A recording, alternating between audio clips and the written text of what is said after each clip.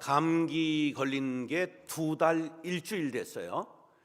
근데 이제 한 달쯤 돼서 감기가 왜 이렇게 안 났나 하고 이비인후과를 갔더니 축농증이 됐어요. 그 축농증 약을 한 달 먹었는데 아직도 완치는 안 됐어요. 그러면서 기도하다가 하나님께 회개 기도를 드렸습니다.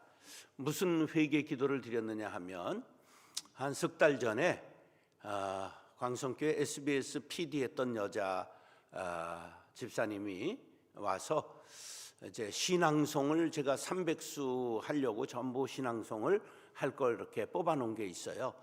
그래서 이제 그것을 녹음을 하면 자기가 음악을 넣고 해서 신앙송을 만들기로 그렇게 했는데 그것을 지금 기다리는데 지금 이제 감기 걸리고 해서 못 했거든요.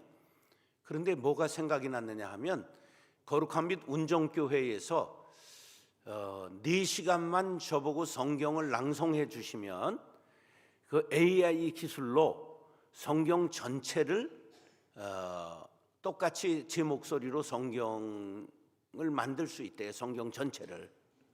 신기한 일이죠.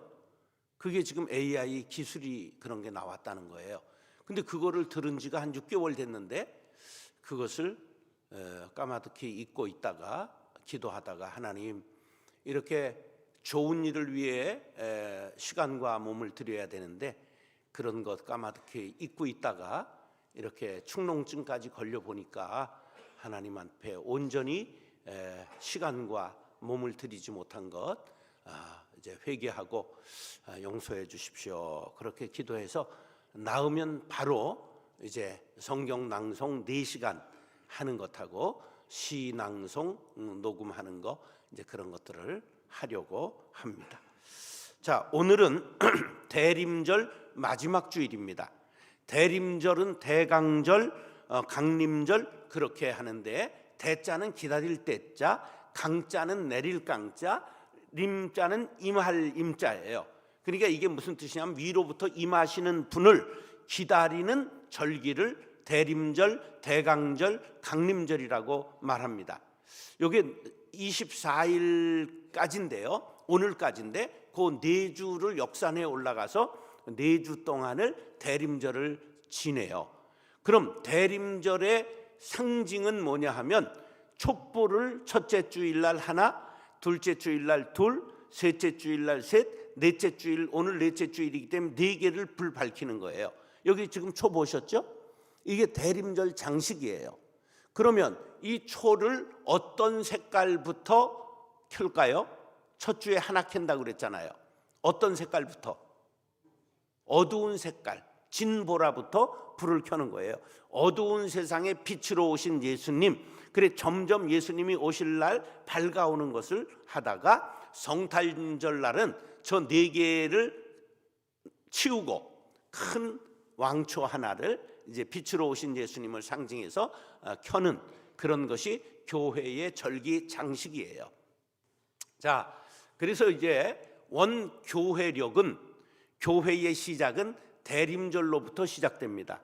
그래서 제가 광성교회 목회할 때 교회의 시작을 12월부터 시작을 했습니다. 왜? 교회의 절기는 언제부터 시작한다고요? 대림절부터 시작하기 때문에. 그래서 12월부터 11월까지를 회기연도로 그렇게 한 것은 교회력을 따라서 그렇게 한 것이다.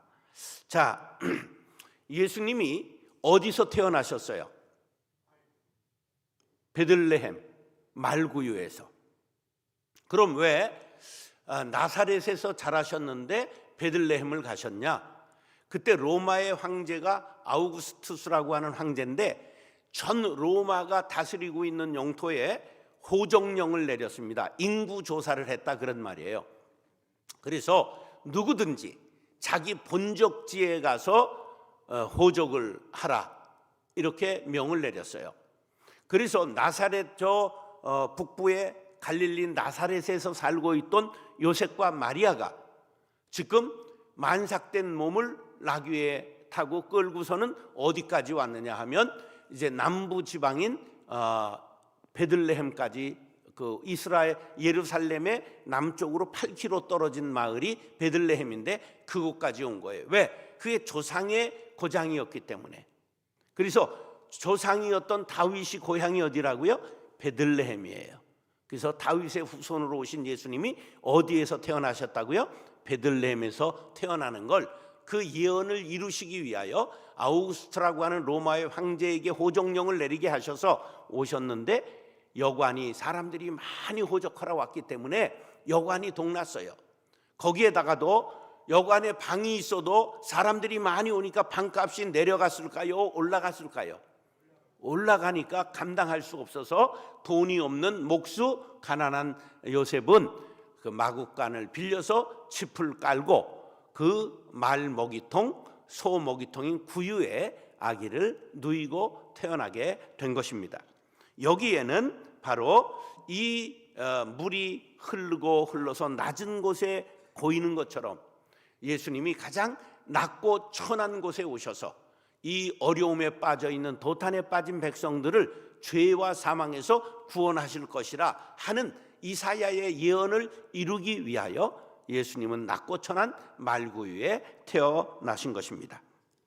자, 예수님은 부자도 아니죠, 힘 있는 왕도 아니죠, 화려한 왕궁에서 태어나신 것도 아닙니다. 그러나 그 예수님은 바로 십자가를 지시고 온 인류를 위하여 다 이루었다 남기시고 운명하시죠. 그리고 3일 만에 부활하셔서 누구든지 예수 믿으면 멸망치 않고 이렇게 부활에 동참하게 될 것이다 하는 것을 보여주셔서 이제 40일간 땅에 계시다가 하늘로 승천하셨습니다. 그러면서 우리에게 이제 뭐라고 말씀하셨느냐 하면, 성경 맨 마지막인 계시록 22장 20절에 이와 같이 말씀하십니다. 이것들을 증거하신 이가 이르시되, 다 같이 시작, 내가 진실로 속히 오리라 하시거늘 아멘. 주 예수여 오시옵소서. 아멘. 바로 우리는 내가 진실로 속히 오리라 그 말씀대로 아멘 주 예수여 어서 오시옵소서 기다리는 성도들이 되어야 합니다. 자, 어떤 사람들이 오시는 예수님을 맞이할 수 있느냐? 길이 참는 자가 예수님을 만날 수가 있습니다. 로마가 내걸었던 구호는 팍스 로마나입니다. 이건 뭐냐면 로마의 평화, 로마의 말을 잘 들으면 평화를 얻는다는 거예요. 지금 팍스 아메리카, 이건 미국 말 잘 들으면 평화가 있다는 거예요. 그러니까 팍스 차이나, 중국말 잘 들으면 평화가 있다는 거예요. 지금 팍스 러시아, 그래가지고 러시아 말 잘 들으면 우크라이나가 평화롭겠다는 거예요.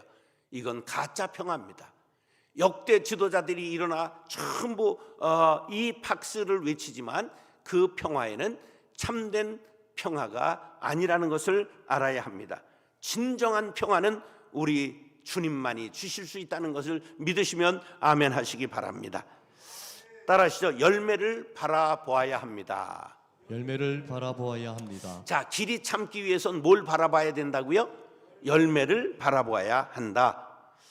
자, 예수님이 탄생하시기 700년 전부터 이 선지자들이 일어나서 이 땅에 메시아가 오리라는 것을 예언하기 시작했습니다.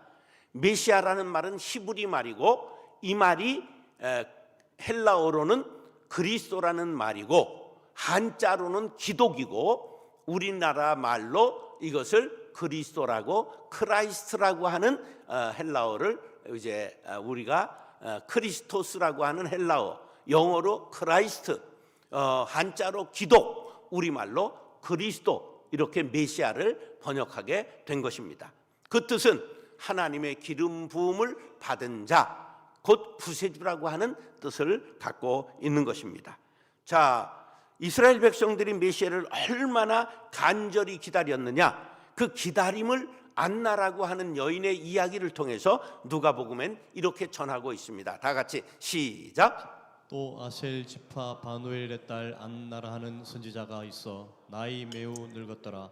그가 출가한 후 7해 동안 남편과 함께 살다가 과부된 지 84년이라 이 사람이 성전을 떠나지 아니하고 주야에 금식하며 기도함으로 섬기더니. 자, 안나라고 하는 여자 선지자가 있었는데 이 선지자가 매우 늙었더라. 아주 늙었어요. 얼마나 늙었느냐? 시집간 후에 몇 살에 갔는지는 얘기가 안 나와요. 근데 옛날에 시집을 보통 몇 살에 갔을까요? 15에 갔어요. 예, 요새는 30에도 안 가죠.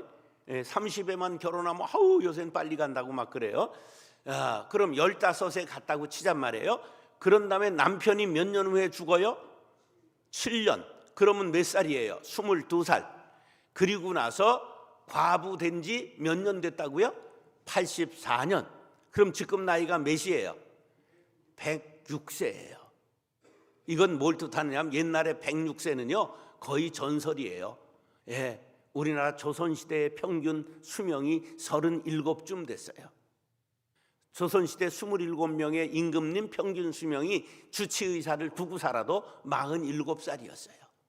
80 넘은 거는 영조 한 분이었고요, 70 넘은 분이 세 분 있고요, 65세 넘은 분이 몇 분 있어서 평균이 47세예요.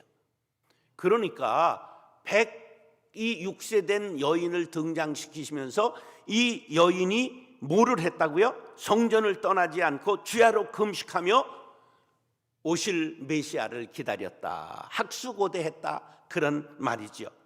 그래서 그 기다림이 얼마나 간절했던가 하는 것으로 이 안나라고 하는 여선지자를 등장시키고 있는 것입니다. 바로 하나님께서는 이 간절한 기다림을 외면하지 아니하시고 예수님을 이 땅에 보내주셔서 포로된 자에게 자유를, 눈먼 자에게 다시 보게 함을, 눌린 자에게 자유를, 주의 은혜를 전파하신 것입니다. 자, 그런데 오늘 본문은 우리들이 어떻게 기다려야 하는가 하는 것을 이렇게 말씀합니다. 7, 8절 시작. 그러므로 형제들아, 주의 강림하시기까지 길이 참으라. 보라, 농부가 땅에서 나는 귀한 열매를 바라고 길이 참아 이른 비와 늦은 비를 기다리나니 너희도 길이 참고 마음을 굳게 하라. 주의 강림이 가까우니라. 자, 여기서 퀴즈 7절 8절 띄워주세요. 7절 8절을 보면서 길이 참아라는 말이 몇 번 나옵니까? 3번 나오잖아요. 그래서 오늘 제목이 뭐라고요? 길이 참으라. 근데 길이 참는 방법을 오늘 성경에서 가르치고 있는데 그건 숨은 그림으로 밑줄을 안 걷어요. 한번 띄워주세요. 자, 어떻게 하면 길이 참을 수 있다고요?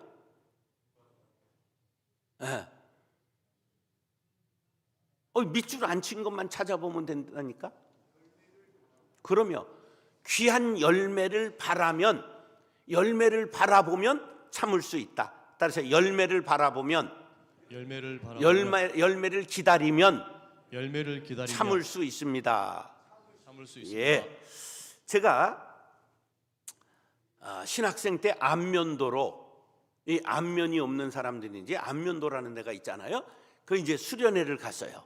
근데 안면도에 수련회를 갔는데 그 해에 가뭄이 들어가지고 참깨밭에 풀 뽑으러 갔는데 참깨가 요만하게 자랐어요. 20cm도 안 돼. 그런데 꽃이 폈어요. 그럼 그의 농사는 완전히 망친 거잖아요. 그래서 주인한테 물어봤어요. 이걸 다 뽑을까요? 그랬더니 비 올 때까지 기다려야 된다는 거예요. 그때 농부들은 열매를 바라고 극한 상황에서도 길이 참는구나 하는 것을 알게 됐어요. 예. 그래서 우리가 시골에 가면서 농사 짓는 분을 보면 반드시 뭐라고 인사합니까? 수고하십니다. 농부를 보면 무조건 수고하십니다. 인사를 해야 되는 거예요. 그래서 농부 앞에는 성경에도 뭐라고 수식어가 나오느냐? 수고하는 농부, 이렇게 나와요. 세계에서 제일 하늘과 동업하는 직업이 뭐예요? 농사입니다.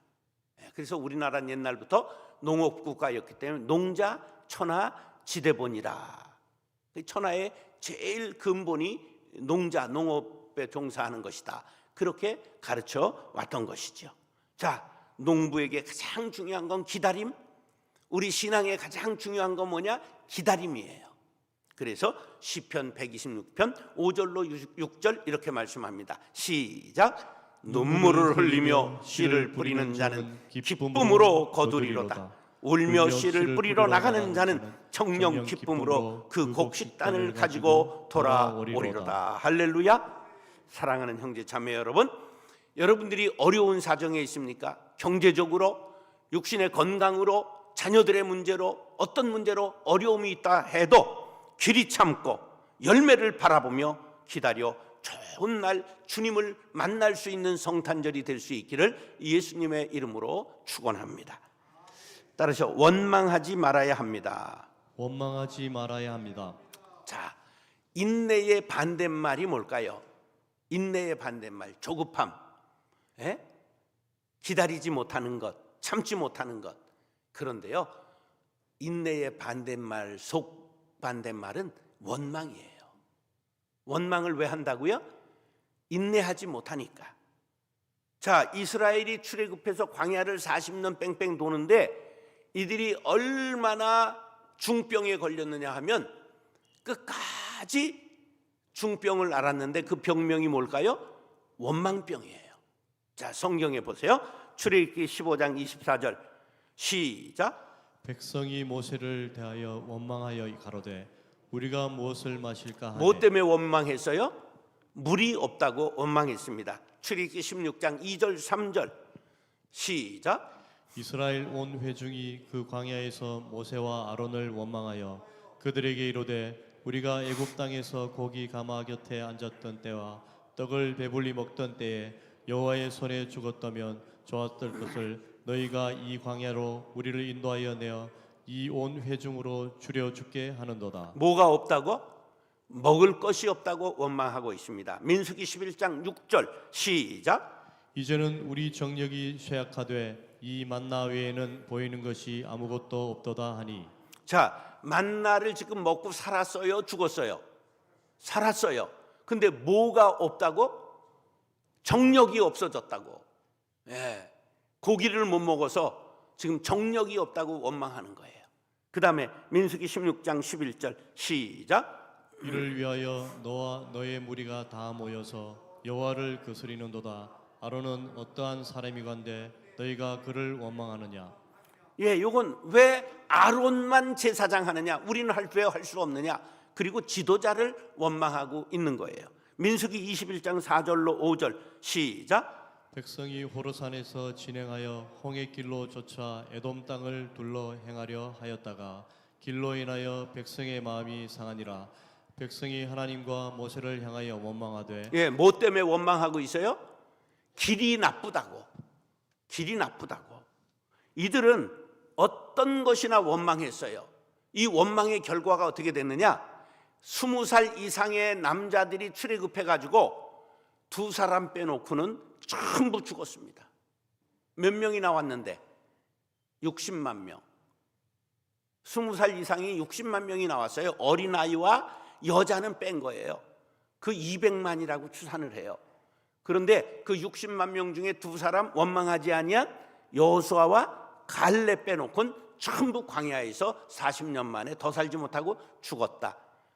원망병은 이와 같이 하나님께 벌을 받는 무서운 병이라는 것을 가르쳐 주고 있습니다. 오늘 본문 9절은 이렇게 말씀합니다. 시작. 형제들아 서로 원망하지 말라. 그리하여야 심판을 면하리라.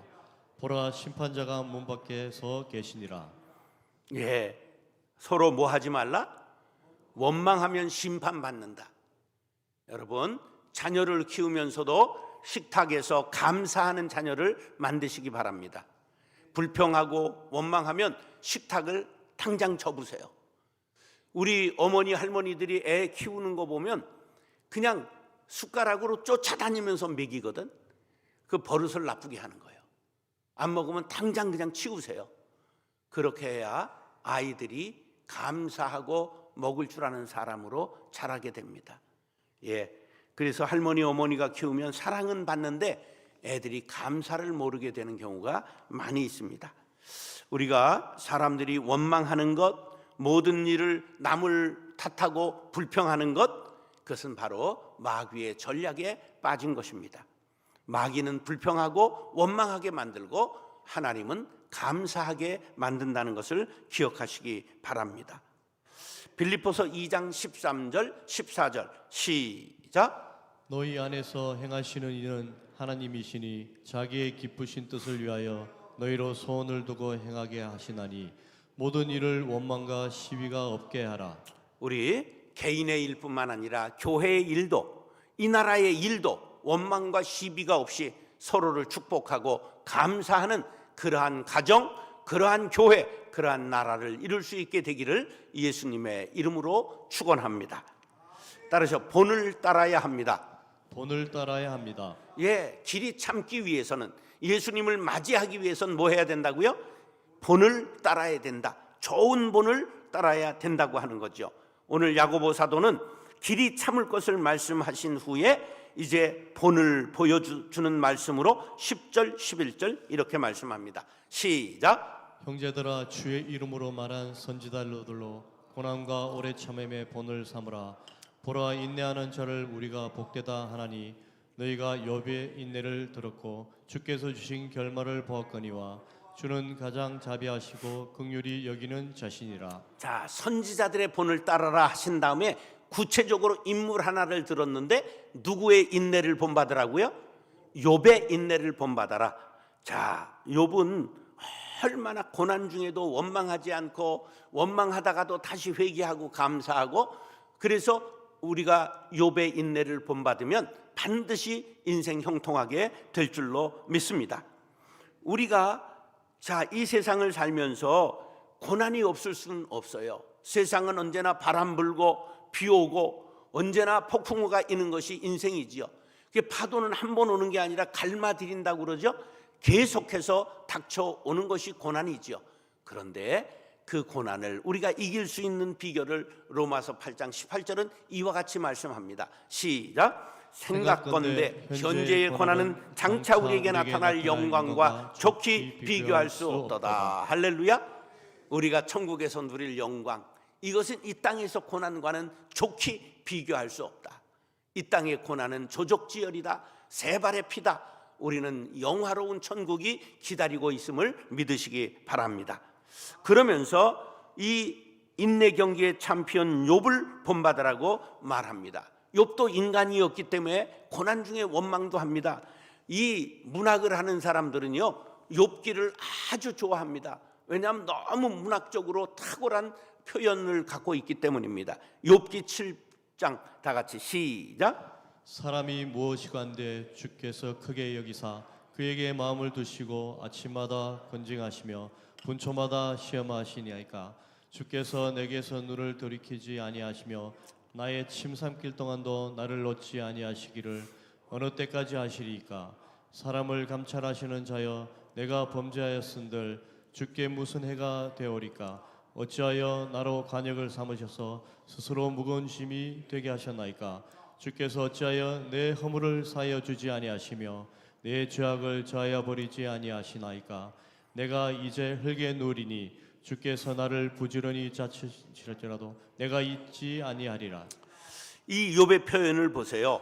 하나님이 자기를 때리시는데 얼만큼 때리세요? 분초마다 분분초초 나를 때리신다는 거예요. 그런 다음에 나를 침 삼킬 동안도 놓지 아니하고 나를 고통을 주신다는 거죠. 그 다음에 나를 관역 삼으신다. 그래서 원수들이 나에게 화를 쏘는 것 같이 고통을 당하고 있고 모든 것이 무거운 짐이 되고, 그리고 나는 결국 죽어 흙에 누울 것 같습니다. 이제 무덤에 들어갈 것 같다는 거예요. 그렇지만 그때마다 하나님께서 그에게 깨달음을 주시고 은혜를 베풀어 주셔서 결국 그가 인내하며 승리하게 되지요. 그 까닭은 하나님은 사랑이시라 우리를 끝까지 사랑으로 붙들어 주시기 때문입니다. 이에 대하여 로마서 8장 유명한 말씀을 남기고 있습니다. 시작. 누가 우리를 그리스도의 사랑에서 끊으리요. 환난이나 공고나 핍박이나 기근이나 적신이나 위협이나 칼이랴. 기록된 바 우리가 종일 주를 위하여 죽임을 당케 되며 도살할 양같이 여김을 받았나이다 함과 같으니라. 그러나 이 모든 일에 우리를 사랑하시는 이로 말미암아 우리가 넉넉히 이기느니라. 이 모든 일, 환난, 곤고, 핍박, 기근, 적신, 위협, 칼 같은 어려운 상황을 맞이하지만 그리스도의 사랑의 줄이 우리를 붙잡고 있어서 결국은 우리가 넉넉히 이기게 될 것을 믿으시기 바랍니다. 욥의 인내를 본받으십시오. 우리가 십자가의 예수님을 바라보십시오. 하나님은 우리를 사랑의 손으로 붙잡고 결코 놓지 아니한다는 사실을 믿으시기 바랍니다. 그 사랑의 줄로 우리를 끝까지 인도해 주실 분은 오직 예수님, 오직 하나님이십니다. 로마서 8장 17절 다 같이 시작. 자녀이면 또한 후사 곧 하나님의 후사여 그리스도와 함께한 후사니 우리가 그와 함께 영광을 받기 위하여 고난도 함께 받아야 될 것이니라. 아멘. 우리가 이 땅에선 고난 받습니다.